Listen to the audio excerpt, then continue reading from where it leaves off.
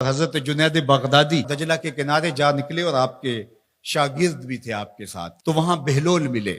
بہلول ایک مجذوب تھے، تو کہا کہ چلیے ان سے ذرا بات کرتے ہیں۔ تو شاگردوں نے کہا یہ تو ایک دیوانہ شخص ہے اور آپ اس سے کیا ملیں گے، آپ اتنے پڑھے لکھے عالم اور اتنے بڑے فقیہ اور صوفی، اور ایک دیوانے شخص سے آپ ملیں گے۔ دنیا اس کو دیوانہ کہتی تھی، بہلول دیوانہ، لیکن سادی بولے کہ سادیا نزدیک رائے عاشقاں، خلق مجنونند و مجنو عاقل است، کا اصل تو عاقل یہ لوگ ہیں۔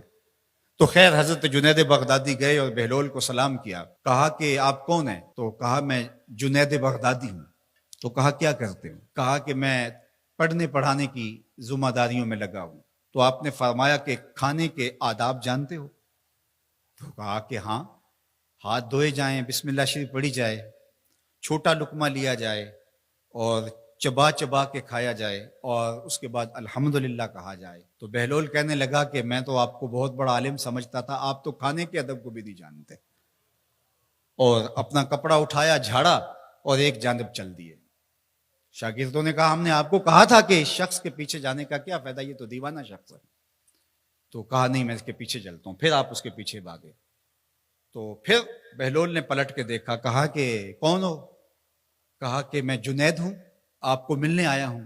تو آپ نے پھر ایک سوال کیا، گفتگو لمبی ہو جائے۔ تیسری مرتبہ بھی جب وہ اپنا دامن چاڑ کے گزرے تو پھر آپ آگے بڑھے، جو ہے وہ سیکھنے آیا ہوں۔ تو کہا کہ میں نے تم سے پوچھا تھا کہ کھانے کے آداب کیا ہیں، تو تم نے یہ بتایا تھا۔ کہا جی میں نے تو یہی پڑھا ہے اور میں نے یہی بتایا ہے۔ تو کہا کھانے کا سب سے پہلا ادب یہ ہے کہ لقمہ حلال کا ہو، باقی لقمے چھوٹے چھوٹے توڑ کے کھائے یا چبا چبا کے کھائے، یا جو ہے وہ پانی پہلے پیے یا بعد میں پیے، کہا یہ باتیں بات کی ہے۔ سب سے پہلا ادب کھانے کا یہ ہے کہ لقمہ طیب ہو، لقمہ طاہر ہو، لقمہ پاکیزہ ہو۔ اللہ اکبر۔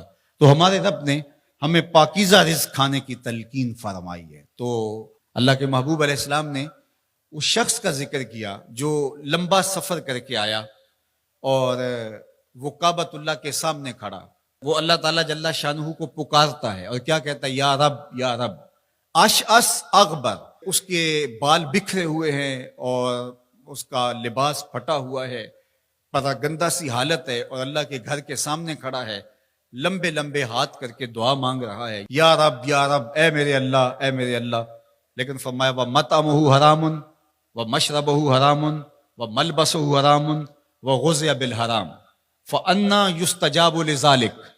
فرمایا کہ اس نے جو کھایا ہے وہ حرام کا ہے، اس نے جو پیا ہے وہ حرام کا ہے، اس نے جو لباس پہنا ہے وہ حرام کا ہے۔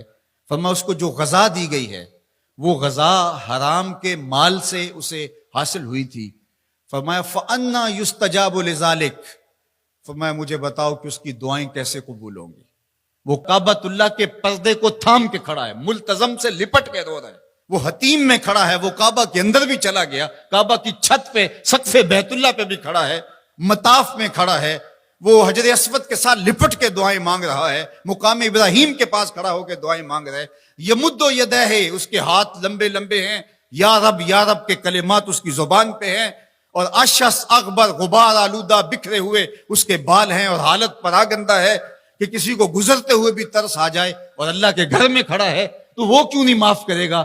لیکن فرمایا مطعمہ حرام ومشربہ حرام وملبسہ حرام وغذی بالحرام، اس کا کھانا پینا لباس اور غذا حرام کی تھی۔ فأنیٰ یستجاب لذالک، اس کی دعائیں کیسے قبول ہوں گی؟ بلکہ علماء نے لکھا کہ جو شخص حرام کمائی کھاتا ہے اس کی اپنی دعائیں تو قبول نہیں ہوتی، نیک لوگوں کی دعاؤں سے بھی اس کا حصہ نکال دیا جاتا ہے۔ جب اللہ کے بندے اولیاء کاملین دعائیں مانگتے ہیں اور وہ پوری امت کے لیے پوری قوم کے لیے مانگ رہے ہوتے ہیں، لیکن اس شخص کا حصہ نکال دیا جاتا ہے جس کا رزق پاکیزہ نہیں ہے۔ اس لیے رزق کی پاکیزگی یہ بہت اہم ہے۔ رومی علیہ الرحمہ فرماتے ہیں کہ اگر تمہارا رزق پاک ہوگا، تمہارا رزق ستھرا ہوگا، تمہارے سینے میں معرفت کا نور پیدا ہوگا، اور اگر تمہارے سینے میں غل، غش اور حسد، بغض، کینہ اور نفرتیں پیدا ہو رہی ہیں تو پھر تم غور کرو کہ تمہارے رزق میں کوئی مسئلہ ہے۔ تم کھاتے ہو، اس کے نتیجے کے اندر حسد پیدا ہو رہا ہے، بغض پیدا ہو رہا ہے، نفرت، سستی اور کاہلی اور عبادت سے دوری پیدا ہو رہی ہے۔ جو رزق حلال ہے وہ عبادت کے لیے تقویت پیدا کرتا ہے، وہ تمہیں سچائی کی زندگی گزارنے کی طرف راغب کرتا ہے۔ تو اہم ترین چیز جو ہے وہ رزق کی پاکیزگی ہے،